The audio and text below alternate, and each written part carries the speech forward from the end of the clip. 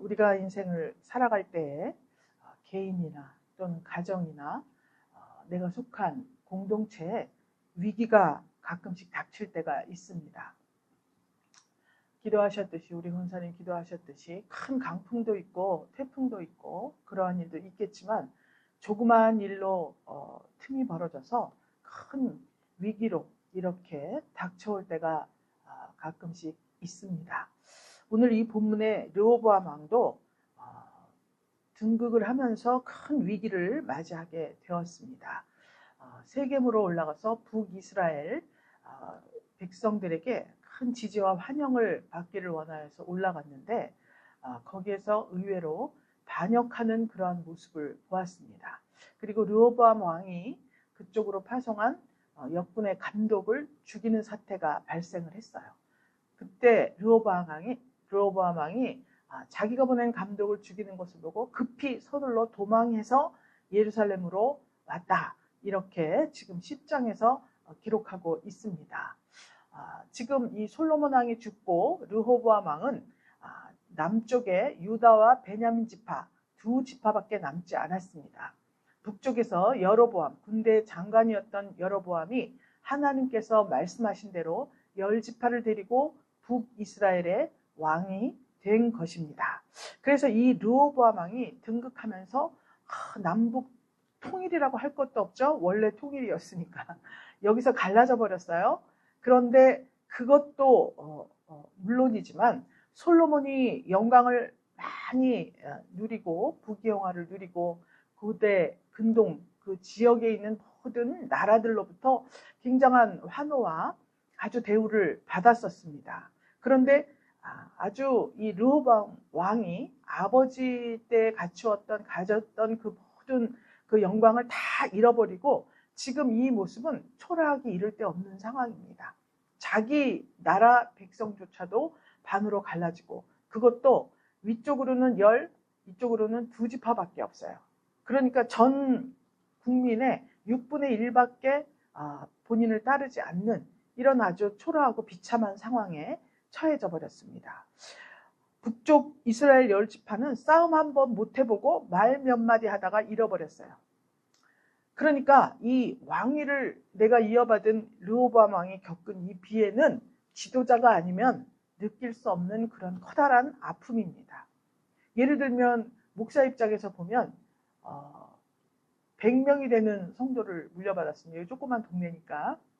그런데 거의 그냥 그렇게 되면 어떻게 80명 이상이 다 없어져 버린 거예요.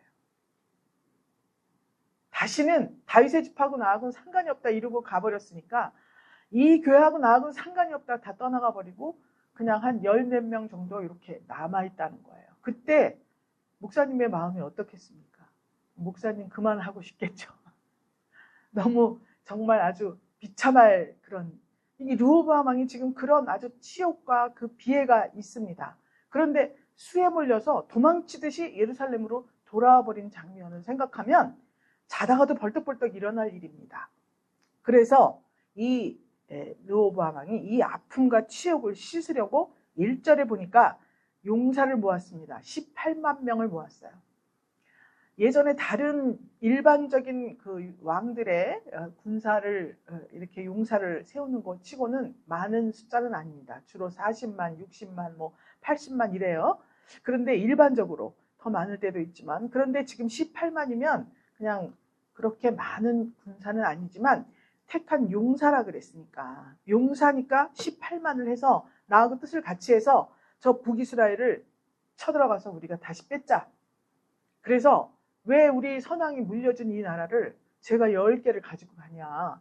10지파를. 그리고 도저히 이거는 우리가 부끄럽다. 하나님 앞에. 이렇게 생각을 한 겁니다. 그리고 18만 명을 딱 모아서 이제 전쟁을 하려고 했어요. 여기에서 이제 르호보암이 지난번에 보면 백성들의 따뜻한 백성들과의 공감이 없었죠. 소통이 없었어요. 하나님의 법만 따졌습니다. 그래서 아버지가 채찍으로 했어. 내가 정갈로 다스린다. 이렇게 말했어요.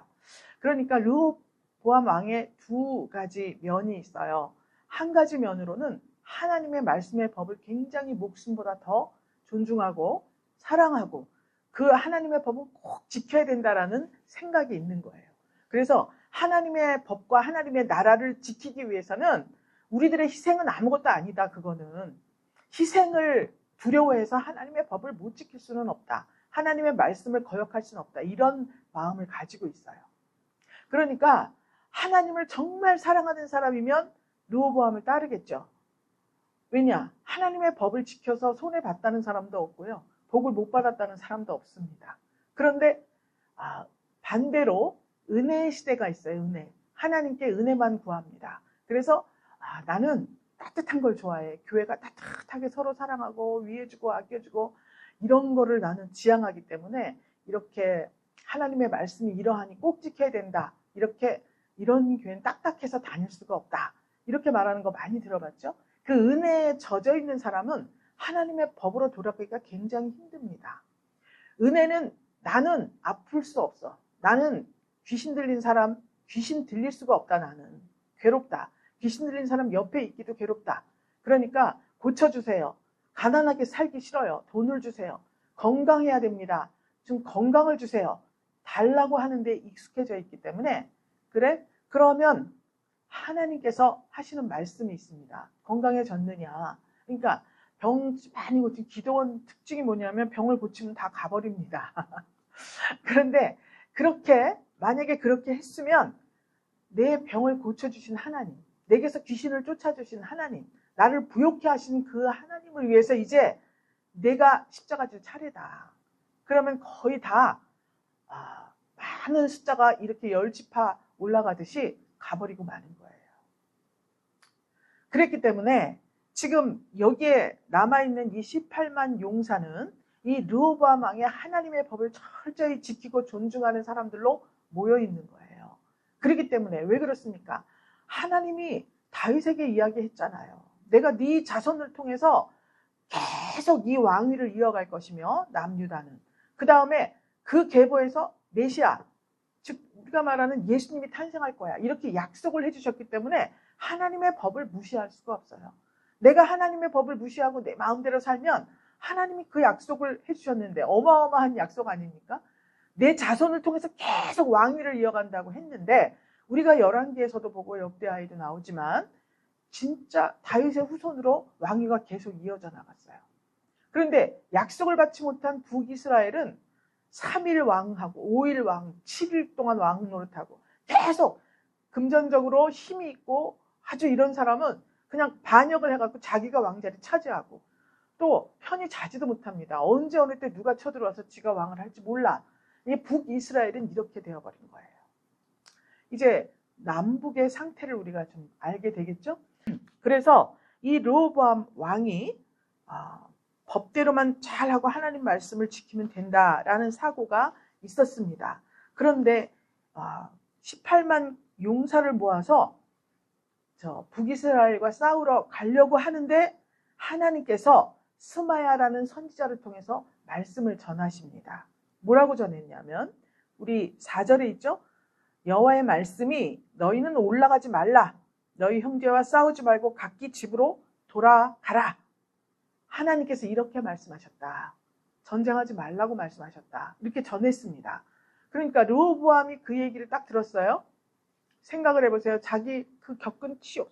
내가 꼭 복수를 하고 내가 왜 우리 아버지 물려받은 이 땅을 쟤들에게 10지파씩이나 물려주고 나누어야 해. 통일시키고야 말 테다.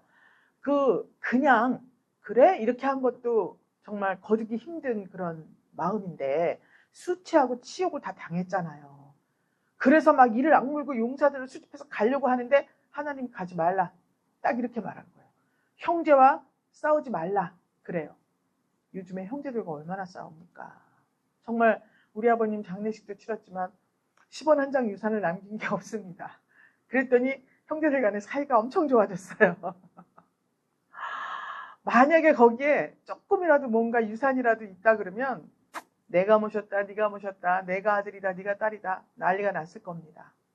그런데 이렇게 피를 나눈 형제들도 막 이렇게 싸우는 판국이에요 지금 현실적으로. 그런데 형제와 싸우지 말라 그랬어요. 르호보암과 여로보암 친형제는 아니죠. 그런데 주 안에서 한 형제예요.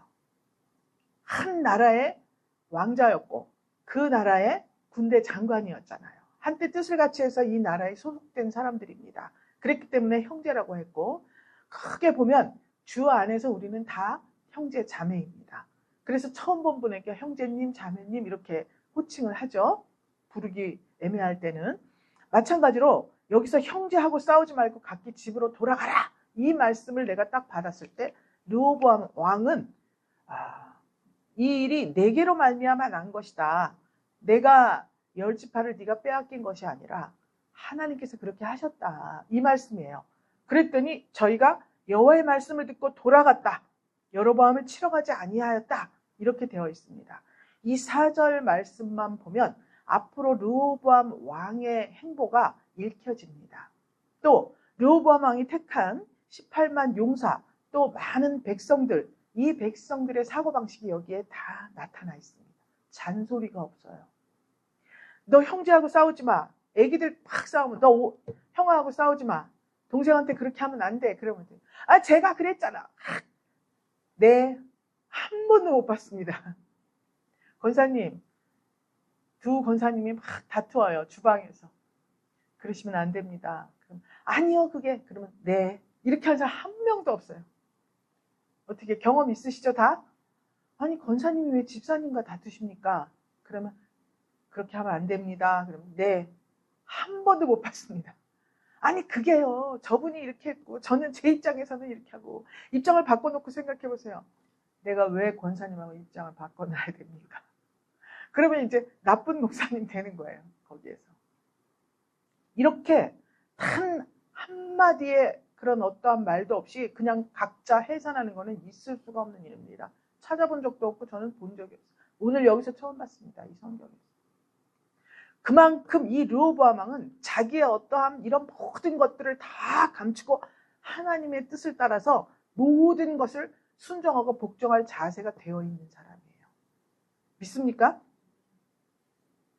그런데 여기에서 이 1, 2, 3, 4절에서 르호보암 왕이 조금 더 주 안에서 성숙한 면모를 보였다면 어떻게 했겠습니까?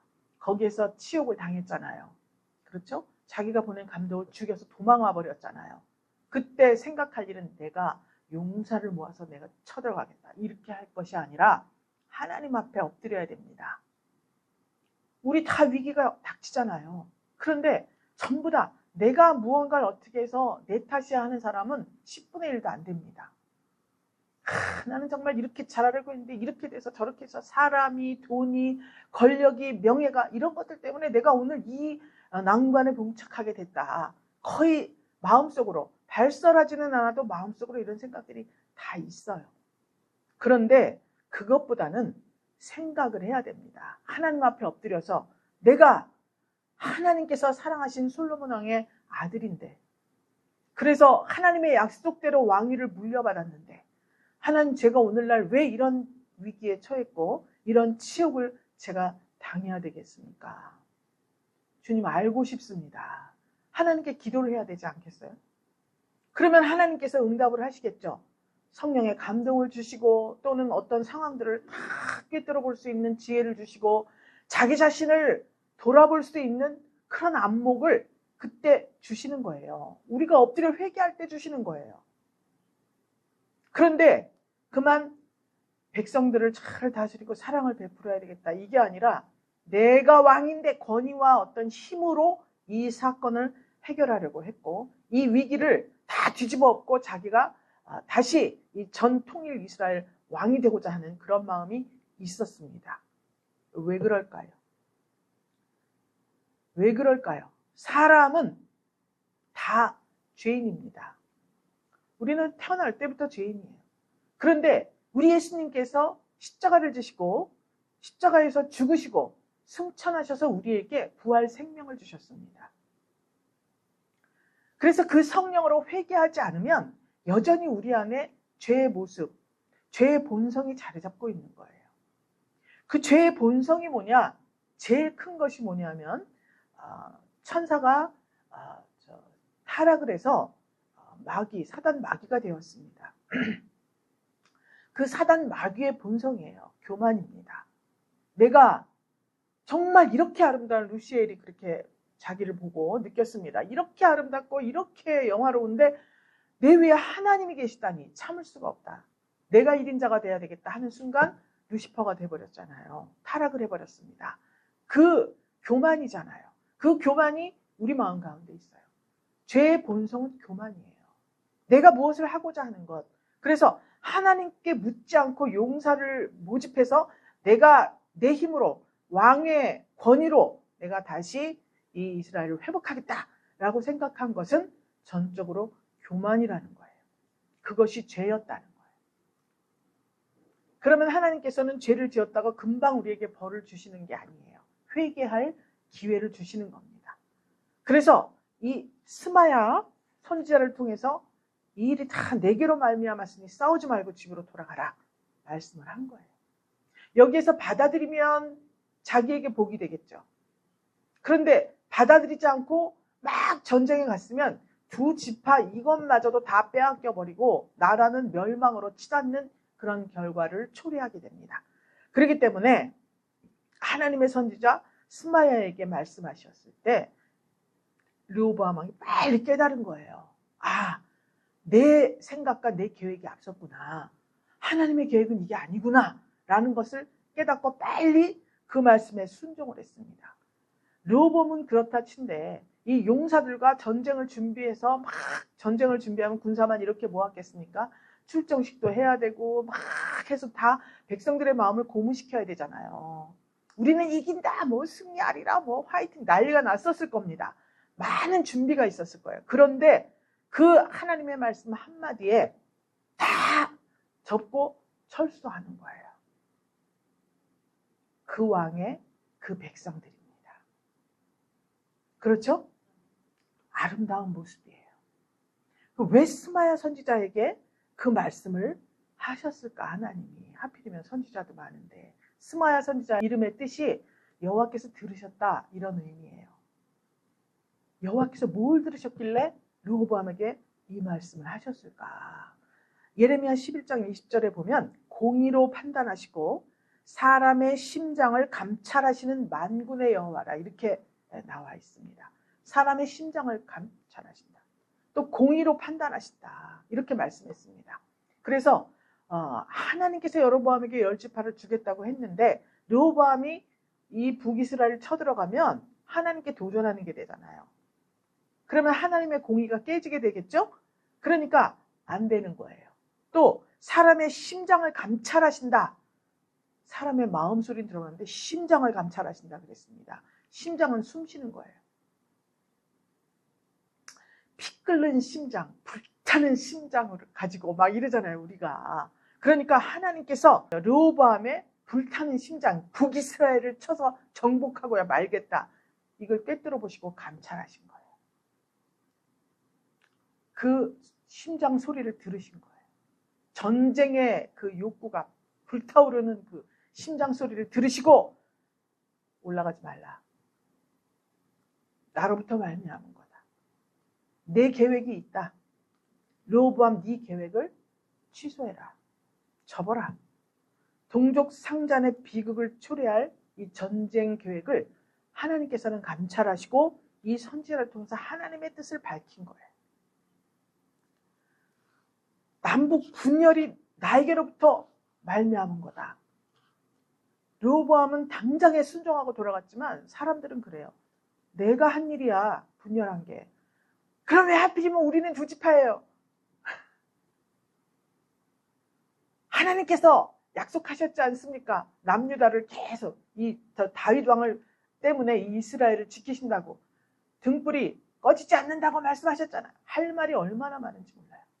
그런데 벌써 스마야 선지자가 딱 왔을 때 르호보암 왕은 이게 뭐가 잘못됐는지 깨달았어요.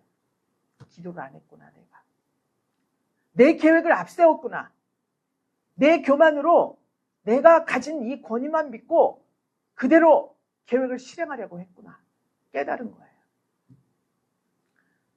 우리가 흔히 그렇지 않습니까? 환난이나 시험 앞에서 성급해서는 안 되는 거예요.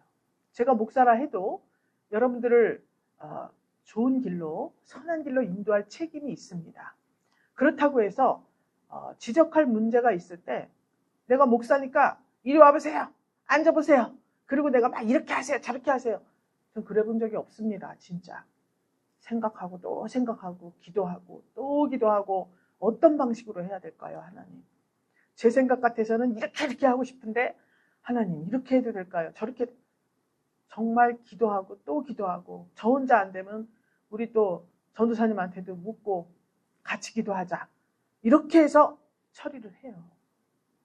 목사의 권위가 얼마나 높길래 자기 마음대로 할 수 있습니까? 그렇지 않습니다.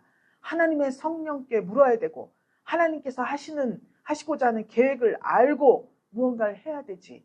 성급하게 내 자리만 믿고 내 자리에 어떤 주님이 주신 권위가 있지 않습니까? 강단에. 이것만 믿고 기도하지도 않고 성급하게 내 계획대로 밀고 나갔다가는 정말 이거는 교회 공동체가 아니라 그냥 집단이 되고 마는 것입니다. 믿습니까?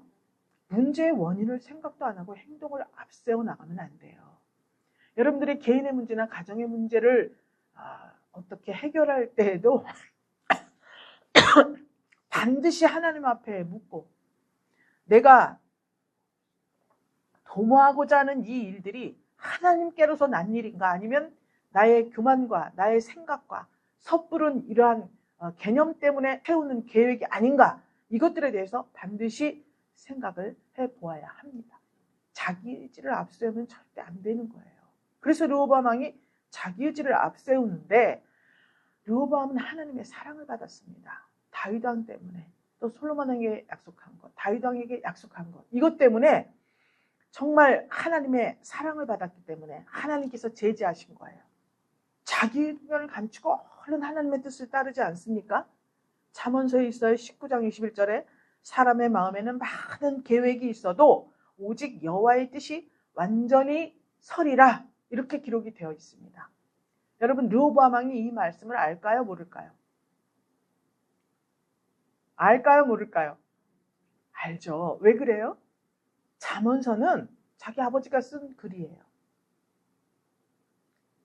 솔로몬 왕이 장차 왕이 될 르호보암 왕에게 이 말을 안 했을 리가 없죠.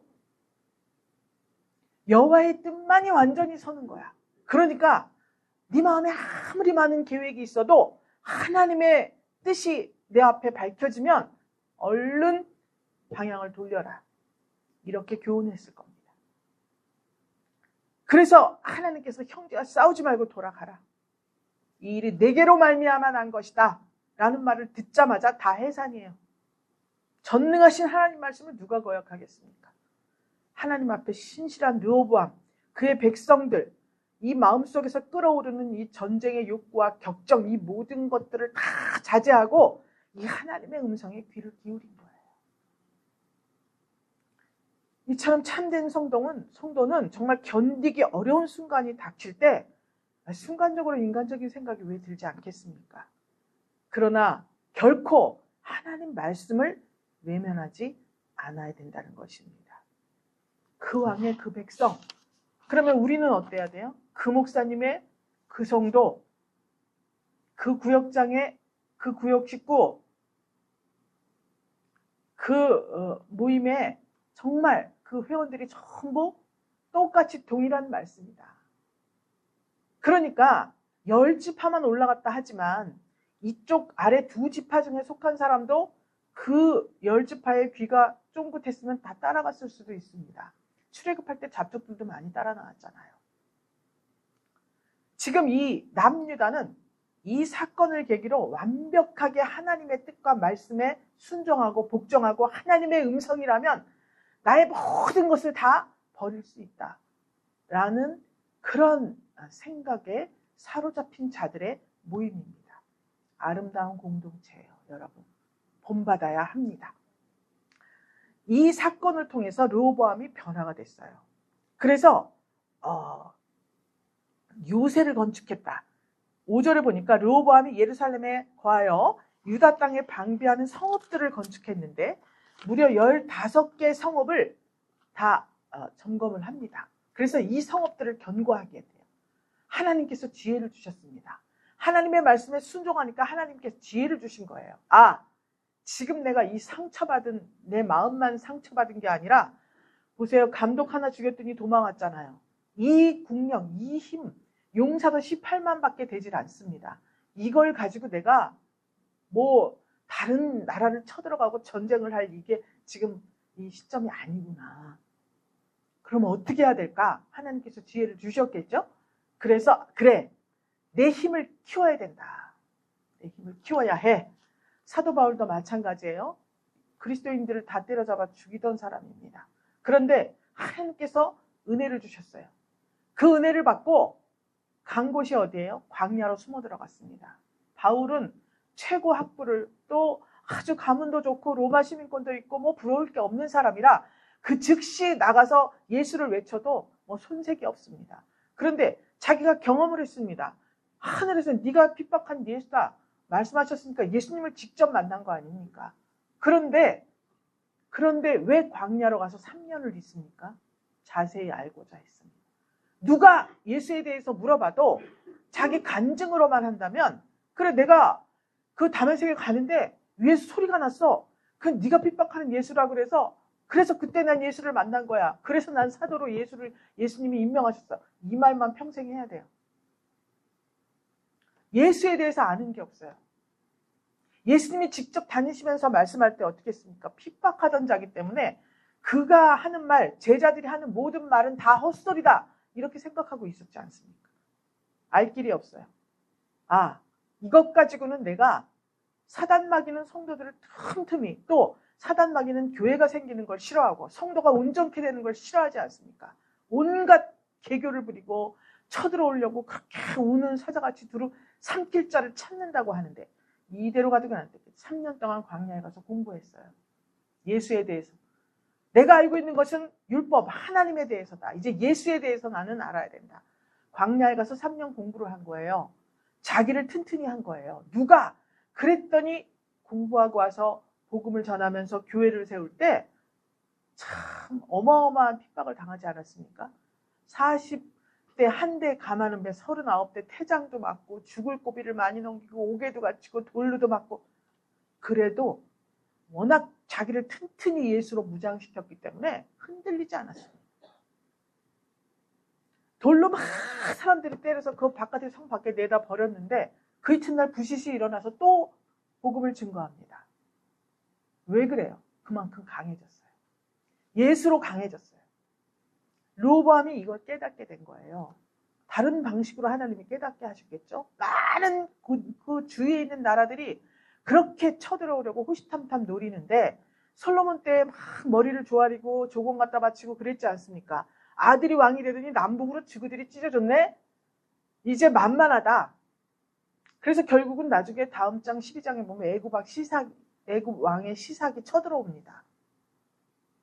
이렇게 호시탐탐 노리는 적들이 있는데 내가 지금 여기서 형제와 싸울 때가 아니라는 것을 하나님이 알려주셨다. 어떻게 해야 되겠는가? 성읍을 견고하게 하자. 국력을 신장시키자. 그래서 요새를 건축한 거예요. 국경을 강화시키자.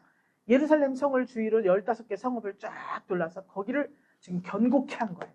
어떻게 했느냐? 더욱 견고케 하고 그랬죠? 장관을 그 가운데 두고 그랬습니다. 지금 성읍이 여러 개 있으니까 다시 말하면 이제 도지사 둔 거야. 각 도에. 또 양식, 기름, 포도주를 저축했다 그랬습니다. 이 당시에는 전부 몸으로 총칼로 싸워야 되지 않습니까? 총은 없지만 칼로 싸워야 돼요. 양식이 떨어지면 전쟁을 할 수가 없습니다. 그러니까 모든 방면에 아무도 쳐들어올 수 없도록 주위를 튼튼히 변방을 다 견고하게 하고 이런 기름, 포도주 다 저축하고 더군다나 12절에 보니까 각 성읍에 방패하고 창을 뒀다 그랬습니다. 그래서 심히 강하게 아니라 그냥 강한 게 아니라 심히 강하게 아니라 이렇게 말씀하고 있습니다.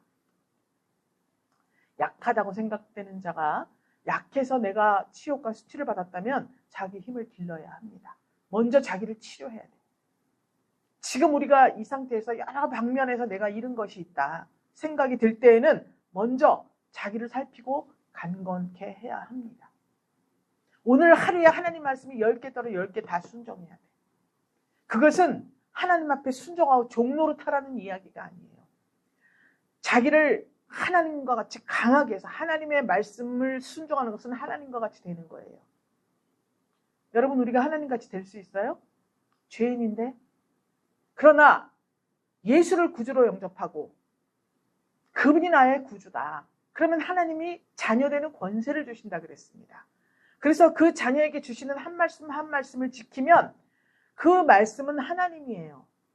그 말씀을 지키면 그 말씀이 쌓여가면 너희가 신같이 되리라. 모세와 아론에게 말했죠. 시편 62편 8절에 있습니다. 백성들아 시시로 저를 의지하고 그 앞에 마음을 토하라. 하나님은 우리의 피난처 시로다. 할렐루야. 시시로 저를 의지하라고. 하나님의 말씀에 귀를 기울이라고. 하나님의 음성을 듣기를 힘쓰라고 말씀하고 있어요. 그러면 하나님이 말씀하실 때 그것은 전 세계적으로 온 우주적으로 아무도 줄 수 없는 해결책을 나에게 주시는 거예요. 르호보암은 정말 이 나라를 잃은 자의 아픔을 통해서 자신도 왕국도 얼마나 무력한지 깨닫게 된 거예요.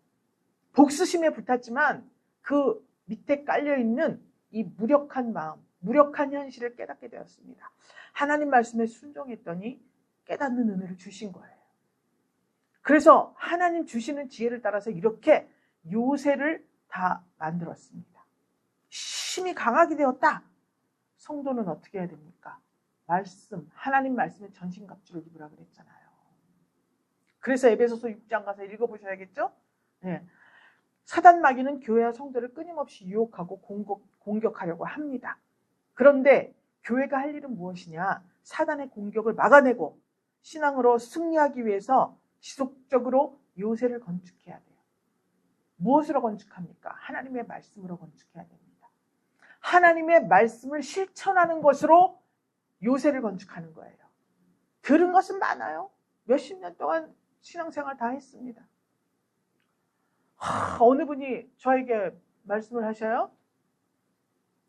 여기 무슨 공동체가 있는데 자기 거기에 임원인데 참 사람들이 다 나를 안 듣고 뭐가 어떻고 막 이야기를 해요. 근데 이분은 교회에서 교회에 출석하는 것뿐만 아니라 음향실 다 담당해가지고 다 하시고요. 봉사도 많이 하시는 분입니다. 그 어머니 때부터 계속 다니시던 분이에요. 그래서 제가 고개를 절레절레 흔들길래 제가 그러니까 기도를 하세요. 하나님께. 기도를 해서 지혜를 받아야지 그렇게 이 모양 저 모양의 사람들을 통합시키고 하나로 만들 수 있지 않겠어요? 그랬더니 네? 그리고 깜짝 놀래요. 저 사람들은 예수도 안 믿는데 대개가 믿지 않아요. 예수 안 믿어요? 교회 다니잖아요. 예수 안 믿어요? 그러니까 믿는다고도 못하고 안 믿는다고도 못하고 그렇죠. 근데 기도해갖고 돼요? 이거예요. 예수 믿는 사람이 좋은 점이 뭐예요? 그들은 물질도 있고 권력도 있고 명예도 있고 다 있습니다.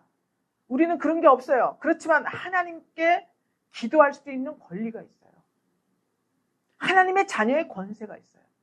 힘으로도 안 되고 돈으로도 안 되고 아무것으로도 안 되지만 하나님께 기도하면 하나님께서 그 권세를 가지고 다 그들을 가라앉히고 연합시킬 수 있는 능력을 주시는 거예요. 안 믿는 사람이니까 더 좋죠. 내가 믿으니까. 복종하게 되어 있고 연합하게 되어 있습니다. 군소리 안 하게 되어 있습니다. 믿지를 못해요. 왜냐? 말씀만 많이 들어있어요. 내가 순종해서 한 번도 그 순종의 결과를 이렇게 르호보암 같이 받아본 적이 없어요. 순종의 열매를 맺어본 적이 없어요. 그러니까 요새가 없는 거예요. 요새가. 뻥 뚫려가지고 사탄이가 귀신이가 오만 잡 귀신들이 다 들락달락하면서 어지럽히는 거예요. 예수님의 자녀가 하나님의 자녀가 힘이 없어요. 힘이 없어. 이런 일에 실망하고 저런 일에 포기하고 이런 일에 휘달리고. 여러분 요새는 말씀에 순종할 때 건축되는 거예요. 할렐루야. 장관 같은 지도자, 용사, 말씀이 충만하고 성령 충만한 기도의 용사들, 이런 용사들로 준비시키신 거예요. 하나님께서. 그래서 견고하고 강한 요새를 구축하게 하신 것입니다. 넌 싸울 때가 아니야 지금. 지금 싸울 때가 아니라 네 힘을 기를 때잖아. 이렇게 말씀하신 거예요. 그렇게 마음을 먹고 르호보암 왕의 국력을 신장시키려고 했더니 하나님께서 보너스도 주십니다. 13절 보면은요. 온 이스라엘의 제사장 레위 사람이 그 모든 지방에서부터 르호보암에게 돌아오되 이렇게 되어 있습니다. 자, 북이스라엘에 10지파가 갔다 그랬죠. 레위 지파도 글로 올라갔습니다. 지금 이 남유다엔 유다 지파하고 베냐민 지파밖에 없어요. 그리고 레위 자손들이 다 제사장이잖아요. 그죠? 레위 지파가 제사를 수종 들어야 되잖아요. 제사장들하고. 그들이 다 올라갔어요. 그런데 르호보암 왕은 이렇게 하나님과 밀착해서 하나님의 말씀의 뜻을 따라 국력을 신장시키려고 할 때 여로보암 북이스라엘은 무슨 짓을 했느냐? 자기는 왕자가 아니잖아요. 군대 장관이고 멀리서 보면 객관적으로 이스라엘 왕, 지금 이 르호보암을 반역하고 10지파를 데리고 올라간 반역자라는 생각이 자기 마음 가운데 있는 거예요. 그런데 그럴 필요가 있어요, 없어요? 그럴 필요 없습니다. 하나님께서 10지파를 내게 준다고 말씀하셨잖아요. 그러니까 그 상태에서 하나님 약속을 지켜주셨군요. 그러면 하나님 이제 내가 이 10지파를 가진 이 북이스라엘을 어떻게 다스려야 되겠습니까? 솔로몬 왕같이 그렇게 1,000번째는 못 드릴 망정 하나님의 뜻을 믿고 구해야 돼요. 그런데 자기의 그 자격지심 있어서 예루살렘으로 다 못 내려가게 합니다. 절기 지키러도 못 가게 하고 베델하고 단에다 금송아지 세우고 제사장들도 스스로 제가 할게요 그러면 다 시켜준 거예요. 하나님이 제사장들과 레위 지파는 꼭 제사장들 그 외에는 안 된다고 말씀하셨어요. 그런데 스스로 손드는 사람들은 다 제사장을 삼고 레위 지파가 할 일들을 다 맡긴 거예요. 이 일은 단순히 너 말고 너 이렇게 한 게 아닙니다. 레위 지파는 어떻게 되죠? 각 분할된 토지에서 땅을 이만큼 구분해서 레위 지파에게 주잖아요. 분깃이 있습니다. 각 지역별로 레위 지파 분깃이 있어요. 그런데 다른 사람이 제사장이 되면 그 분깃이 다 없어져 버리잖아요. 자기 할 일을 다 빼앗겨 버린 거예요. 그러면 먹고 살 길도 없고 다 막막한 거예요. 하나님께 예배도 못 드리고 제사도 못 드리고 자기가 누려야 할 분깃도 하나도 없이 다 빼앗아 버리는 거라. 다시 말하면 여로보암이 이 제사장들을 다 내쫓고 레위 지파를 다 내쫓은 거나 마찬가지. 그래서 그들을 전부 다 내쫓았다고 되어 있습니다. 14절에 보니까 여로보암과 그 아들들이 저희를 패하여서 여호와께 제사장 직분을 행치 못하게 하고 그랬습니다. 삭탈관직이나 마찬가지예요. 그랬더니 이 사람들이 여기서 살 수가 있습니까? 왜 그렇게 다 빼앗아 버렸겠어요? 자기가 예루살렘 성에 가서 제사 지내야 되는데 산당을 만들고 우상을 세우고 스스로 제사장 만들고 왜 그랬어요? 자기 마음대로 하려고 그러는 거예요. 하나님의 제사를 제사법에 따라 해야 되잖아요. 그런데 여로보암이 자기 마음대로 한 거예요. 그러니까 이 제사장들과 레위 지파들은 야, 안 그래도 내가 다 사표내려고 했어 라는 생각이 듣지 않았겠습니까? 아니 하나님 말씀대로 제사를 드려야지 왜 지 마음대로 하나? 여기서 있을 수가 없다 생각했겠죠? 그런데 보아하니 르호보암 왕은 자기들이 생각해도 다 군사 모아서 쳐들어올 줄 알았는데 국력을 신장시키고 있다. 하나님 말씀의 뜻을 쫓고 있다. 다 내려온 거예요. 많은 숫자가 남유다로 다 내려왔습니다. 그래서 이들이 16절에 보니까 이스라엘 지파 중에 모든 마음을 오로지 하여 이스라엘 하나님 여호와를 구하는 자들이 레위 사람을 따라 예루살렘에 이르러 열조의 하나님께 제사하고자 한지라. 제사장들 뿐만이 아니라 그들을 하나님을 구하는 자들 전부 따라서 내려왔어요. 그리고 그들이 3년 동안 유다 나라를 도와서 솔로몬의 아들 르호보암을 강성하게 했다. 보너스도 주셨어요. 하나님. 여러분 하나님의 말씀대로 하는 게 유익입니까? 아닙니까? 하루에도 10번씩 내 맘대로 하고 싶은 생각 들죠, 여러분? 저도 그렇습니다. 그냥 생각만 할 뿐이에요. 실천으로 할 때는 하나님 뜻을 따라야 돼. 아무리 내가 진짜 이렇게 정말 할 수 있는데 이렇게 해야 돼? 정말 자기를 내려놓아야 돼요. 내 속에서 올라오는 이 마음, 내 계획, 내 생각, 내 의지를 누른다는 게 얼마나 힘든지 몰라요. 그런데요, 이거 한번 눌러보면 그 순종의 열매가 얼마나 귀한지 내가 맛을 보면 순종하지 않을 수가 없어요. 내 힘으로 10개 할 수 있었는데 순종하면 100개, 1000개, 10,000개 열매를 주시니 어떻게 하나님 아버지 말씀에 순종하지 않겠어요? 성령의 감동에 어떻게 순종하지 않겠습니까? 이렇게 국력을 신장시킬 때 여로보암 왕은 많은 사람들, 자기 백성들에게서 여호와 신앙을 다 훼손시켜 버리고 말았습니다. 하나님의 율례와 규례와 법도 이것이 있는 것으로 다 피난을 내려왔어요. 진짜 하나님의 백성들은. 그래서 하나님은 우리의 피난처다. 갈 곳이 없으면 어떡합니까? 나라를 세웁니까? 어떡합니까? 그런데 남유다는 그렇지 않다. 하나님 말씀대로 한다. 하나님 말씀의 피난처예요. 여러분의 피난처가 교회입니까? 이 말씀이에요. 말씀. 교회는 우리가 모이는 예배당이에요. 물론 여기에 하나님의 이름을 두었기 때문에 여기서 기도하면 더 집중이 잘 되고 하나님이 은혜를 주시죠. 더군다나 이런 공예배 때에는 우리가 생각하는 것 짧은 시간이지만 1시간 짧잖아요. 짧지만 그 시간에 주시는 말씀을 꼭 붙잡으면 정말 굉장한 역사가 일어납니다. 그런데 궁극적으로 교회에 올 수 없고 오늘도 지금 몇 가정이 다 빠지는데 영상으로 예배 드리겠죠. 그런데 정말 이 시간에 집중해서 하지만 도움받을 수 없을 때 그럴 때에는 하나님의 말씀을 봐야 그것이 나의 피난처가 되는 거예요. 이제 순종하실 겁니까? 순종하실 겁니까? 이사야 26장 2절에 있어요. 너희는 문들을 열고 신을 지키는 의로운 나라로 들어오게 할지어다. 할렐루야. 여러분 마음에 있는 모든 문들을 다 활짝활짝 여세요. 하나님의 말씀, 하나님의 성령이 들어갈 때 신을 지키는 의로운 나라. 뭐예요? 신뢰예요. 믿음을 지키는 그 의로운 나라로 들어오게 문들을 활짝 다 열으라는 거예요. 여로보암은 이 문을 열지 못했습니다. 르호보암은 이 문을 열었어요. 그랬더니 하나님께서 기본에 이 숫자밖에 없다 생각하는 그 이외에 많은 숫자들, 더군다나 제사장 레위 지파들입니다. 일반 백성들이 와도 너무나 할렐루야인데 그들이 오니까 그들을 따라오는 백성들까지 있습니다. 할렐루야. 하나님 법의 근거에서 복을 빌어주니까 이 온 사람들이요. 월남한 사람들이 다 이 믿음이 더욱 신실한 사람들, 제사장들인지 않습니까? 이들이 이 나라를 위해서 복을 빌어줘요. 나라가 얼마나 튼튼해졌는지 정말 군대나 어떤 경제나 이런 것이 국가를 유지하는 게 아닙니다. 누가 대통령이 되면 우리나라가 공산화가 된대. 누가 대통령이 되면 뭐가 어떻게 된대. 아니, 그 사람이 그렇게 대단합니까? 하나님이 대단하십니다. 하나님이 붙잡은 나라예요, 이 나라가.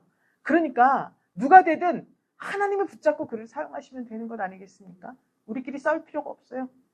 하나님을 찾고 하나님을 섬기는 이 불타는 심정을 가진 사람들이 나라를 세우고 그런 사람들이 현재에 있을 때 이 대한민국은 절대로 잘못되지 않습니다. 6월은 호국의 달이에요. 6.25 전쟁도 있고 또 특별히 여러 가지 군사적으로 의미가 있는 그런 달입니다. 특별히 오늘이 6월 1일이에요. 여러분, 르호보암 왕이 하나님 말씀에 순종해서 이 국력을 신장시켰습니다. 많지 않아도 그 성읍에 한 명이라도 의로운 자가 있으면 그 성은 불타지 않는다고 했죠. 하나님이 지켜준다고 했어요. 그 한 사람이 우리가 돼야 됩니다. 그때 이 대한민국은 굳건할 것입니다. 교회를 살리고 가정을 회복시키고 하나님 나라를 견고히 세우려면 하나님 뜻에 복종하는 구성원들이 있어야 합니다. 마찬가지로 이 대한민국이 정말 많은 여러 방면으로 뛰어난 모습을 보이고 있습니다. 그런데 우리 내부에서 분열되면 안 돼요. 이 일을 위해서 우리가 정말 이 나라가 하나 되게 해달라고 기도를 해야 됩니다. 그러기 위해서 무엇을 듣고 무엇을 버리고 무엇을 세울지 깊이 묵상하셔서 다 이 예배에 참석하신 분들은 대한민국의 보배들이 다 되시기를 주 예수 그리스도의 이름으로 축복합니다. 하나님 감사드립니다. 나의 피난처 되신 우리 예수님, 그 예수님 앞에 우리가 모였습니다. 오늘 우리 하나님으로부터 하나님께서 우리에게 가지고 계신 계획, 그 모든 것들을 듣고 나는 무엇을 버리고 무엇을 세워야 하는지 명확히 알 수 있도록 성령께서 저들에게 깊은 감동 감아 주시어서 르호보암 왕같이 전적으로 하나님 앞에 회개할 때 큰 지혜를 주심으로 말미암아 자기가 강하여지고 속한 공동체가 강하여져 하나님의 뜻대로 순종의 열매를 맺는 놀라운 6월이 되게 도와 주시옵소서. 축복하며 살아계신 예수 그리스도 이름으로 기도 올리옵나이다. 아멘.